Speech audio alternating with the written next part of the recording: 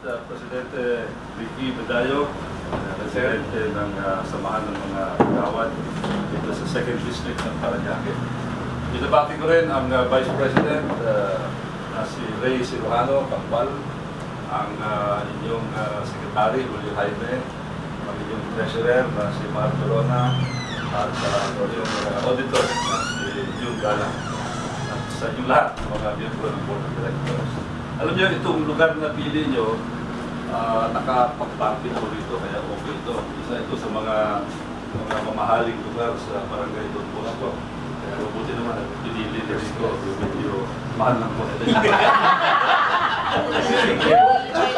Ibig sabihin, ganyan yung pagmamahal niya sa inyo. Yes. At siya ang sasagot sa resibo. Itong Don Bosco rin, nasa Don Bosco tayo. Itong lugar ito, madalas po dito, kasi nasa gitna ito.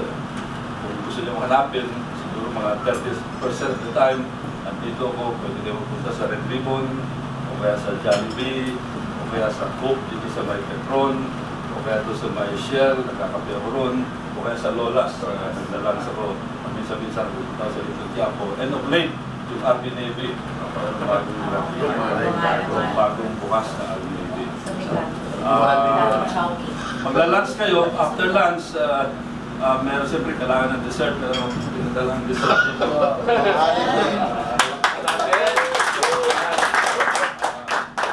Para dessert, pero may pabaon din. Yung pabaon ko, hindi AFP style. So, kita nyo, yung kahon nito, red na red. Red na red. Ano yung sabihin, red na red. Sa ninyo,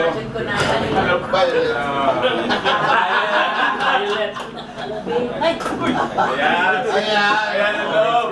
sa loob ay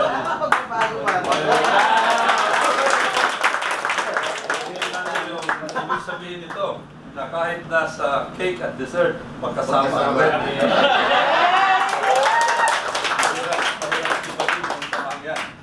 Pag nagsama ang red at saka violet, wala akong maisip na puwersa sa loob ng Parañaque at sa buong mundo na maaaring tumibag sa ganyang klase. Yes. Ako'y nagpapasalamat din sa inyong lahat sapagkat yung mga proyekto ko ay nakatulong kayo sa gusto. Wala dyan, nagagawa.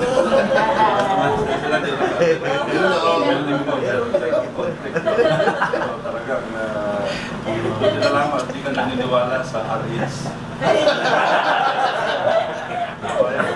Ito'y tumutulong para padami sa kasalanan. Ako'y papasalamat sa inyong pagtulong sa aking mga proyekto. Siguro naman nararamdaman niyo yung proyekto natin. Halimbawa yung sa Palibing, maraming sabi ng kagawad, mga kapitan, nagpapasalamat. Congressman, salamat po sa Palibing nyo at malaking ginhawa para sa amin. Kasi siyempre, pag wala yung ganyang Palibing, ang mga tao sa atin pupunta. At hindi lang yan, kaawa-awa sila, nasa halip na mailibing yung patay nila sa loob na 5 araw, maximum 3 araw kasi inaabot ng 2 linggo. Kaya salamat at nagkakatulungan tayo dito.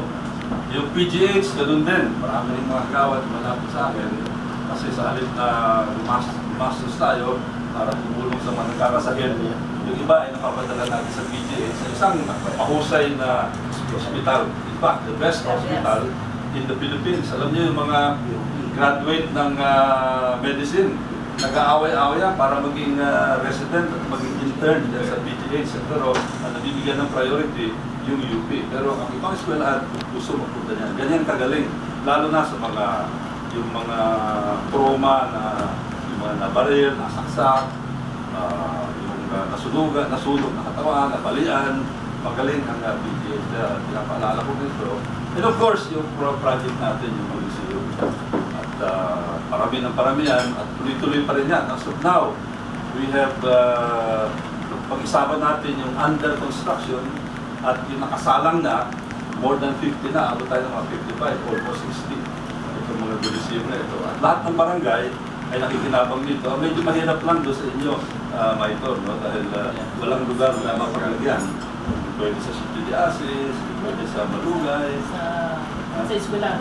Yung eskwelahan ang gagawin doon, hindi pwede. Pero yung pinakamalaking golisyon naman, doon naman sa inyo, sa Puget yung Dr. Carlos Santos National High School. At ngayon, marami dyan, meron tayong ongoing project, meron yung lang sa inyo, medyo marami lang sa inyo kasi nahuli yung konti. Tapos katatapos lang ilan doon sa barangay Mulwok. Sa San Antonio, meron tayong isa at nag-usap ko ni Ray na natin sa Marcelo Green.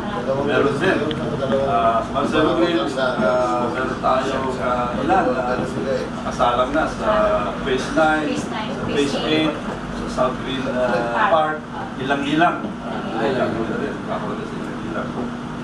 At marami pa iba. Kaya ako nagpapasalamat sa inyong pag-ibig sa akin. And I do hope na, pasensya na kayo, minsan nahati yung oras ko ngayon eh. Kasi kita niyo yung kulay ko. Medyo lakad tayo ng lakad. Kasi sa kabilang sentimental journey ako. Sa kabilang dito na pinagsilbihan ko ng 9 na taon. Kaya pamunta-punta ako ron. At awa ng Diyos, halos lahat ng sulok ng kabilang distrito ay napasok ko na. On a bahay-bahay basis. House to house na natin. Yung lugar niya. Paano namumusta na? So sa inyo, maraming salamat. And once again, salamat sa inyong pagtulong sa aking mga programa. And thank you so much. Agawan. Yes, of course. Salamat po.